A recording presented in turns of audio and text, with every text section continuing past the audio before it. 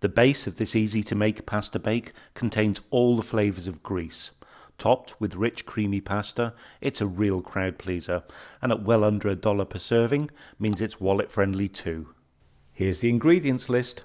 I'll put a copy of these down in the comments below so you can copy. Right, let's get cracking. I've got here our tablespoon of olive oil.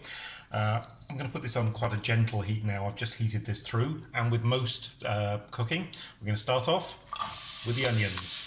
I've got a red onion here, but white does just as well. It's whatever I have in the pantry. And all I'm going to do is gently fry these off. We don't want these to brown, but we do want them to go nice and translucent. So, 7, 8, 9 minutes. Just gently cook these through, nice and translucent, before we move on to the garlic. There's our onions sweated down. Time for our couple of cloves of garlic. And of course, although we're going to fry these through, we really never fry garlic for more than 30 seconds because you don't want it to go brown and go bitter. So we're just going to kind of get that raw garlic smell out of the way. So no more than 30 seconds.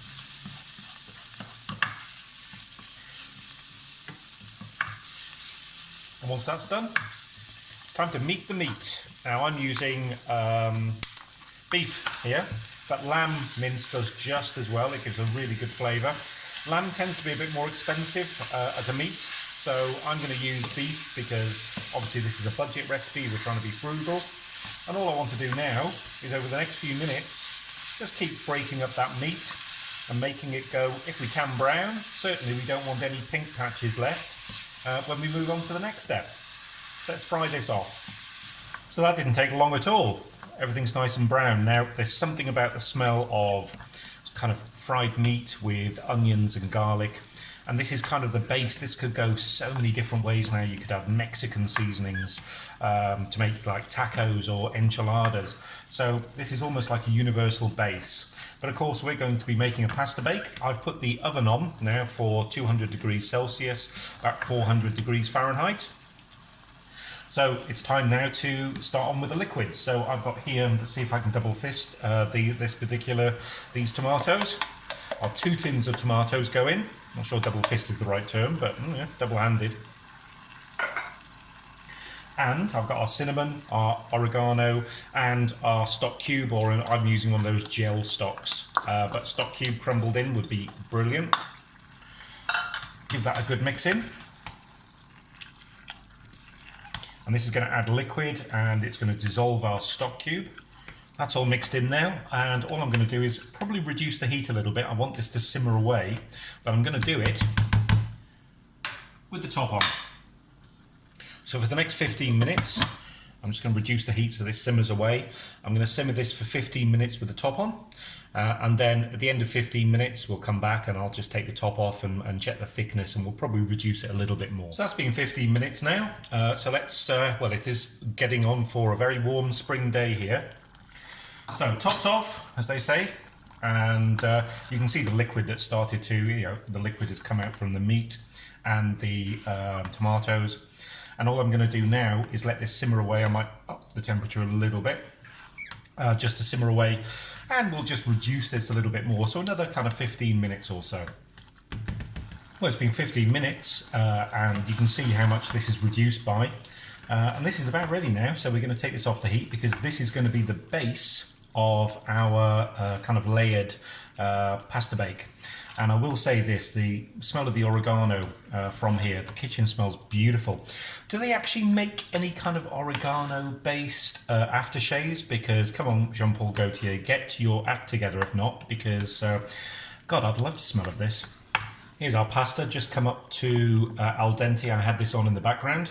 And what we're going to do now is drain these, and any small pasta shapes will do. Penne, macaroni, farfalle. I've got those little shells. So all I'm going to do now is give these a quick drain. Here's our pasta, nicely drained. Return back to the pan. And here, all I've done is I've blended up our cheeses and our milk. So the ricotta, kind of 4/5 of the Parmesan, because we're going to put the rest on top to bake. And the milk. And this is just going to go into the pot, all of it. Now you can probably see some speckles in the cheese. I've actually added in a liberal dose of salt and pepper as well, a bit of seasoning, and I did add some salt and pepper to the meat as well. So what we're going to do now is mix all that seasoned cheese in, and voila, once this is all mixed up, and you'll see with the heat of the pasta it'll get a bit melty, you'll see that this now is the top for our pasta bake. Time to get layering. So the first layer is basically all of our seasoned mince.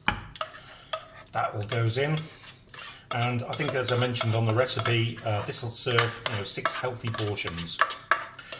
And the good thing is, if you wanted to, you could make the mince a good day or 2 in advance.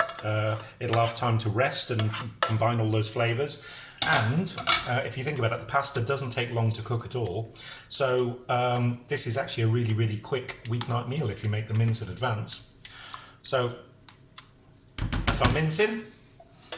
And surprise, surprise, our pasta forms the top layer. So I'm merely going to sprinkle these out now and make it kind of a bit even. So to add even more flavour, I mentioned about the final 4/5 of the Parmesan. I'm just going to eyeball this, but we can sprinkle the final 4/5, kind of 10-12 grams of Parmesan. Luckily Parmesan doesn't weigh much. Pop that on, and just purely because I have it, and it needs using up, I've got some cheddar cheese. This is purely optional. I'm going to pop the cheddar cheese on top, just basically because it needs using up, to be honest. So on that goes in a nice even layer. And then it's baking time. And into our preheated oven it goes for 25-30 minutes until the top gets lovely and bubbly. So here we have it, all golden and bubbling, smells absolutely gorgeous.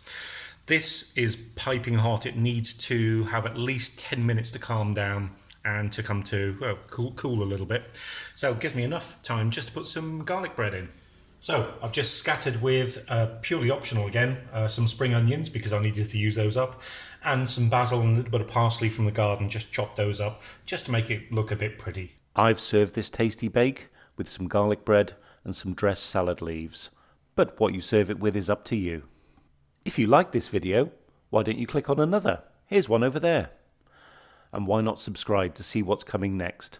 Until next time, bye.